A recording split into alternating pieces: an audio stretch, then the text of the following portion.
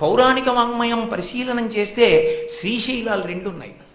శ్రీశైలం ఒక్క శివక్షేత్రమే కాదు, రెండు శ్రీశైలాలు ఉన్నాయి. భవిష్యోత్తర పురాణంలో కృష్ణ భగవానుణ్ణి యశోదాదేవి అడిగింది, ఇన్ని కళ్యాణాలు చేసుకున్నావు, నేను చూడలేదు, నా కోసం ఓ కళ్యాణం చేసుకో, మనస్సీదతి మే కృష్ణ తవ కళ్యాణ వీక్షణే దర్శయస్వ రమానాథ జగదానందకారక అని అడిగింది.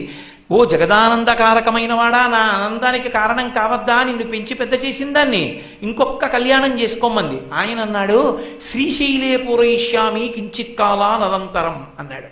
అమ్మా, శ్రీశైలంలో పూర్తి చేస్తాను వచ్చే అవతారంలో, ఇక ఈ అవతారానికి కళ్యాణాలు లేవన్నాడు. అందుకే వరమడిగింది యశోద కాబట్టి నందుడిని తండ్రిగా ఇక తీసుకురాలా, ఒక్క యశోదని మాత్రం వకుళమాతగా తీసుకొచ్చి వెంకటేశ్వర అవతారంలో పద్మావతి ప్రణయానికి ఆవిడే తల్లి.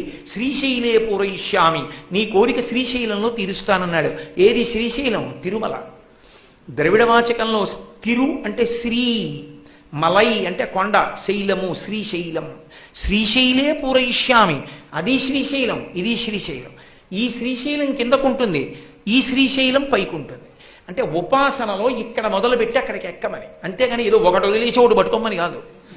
కింద నుంచి పైకెక్కాలి, నిచ్చెన పైమెట్టి ఎక్కడం కుదరదు, కింద నుంచి పైమెట్టి ఎక్కాలి.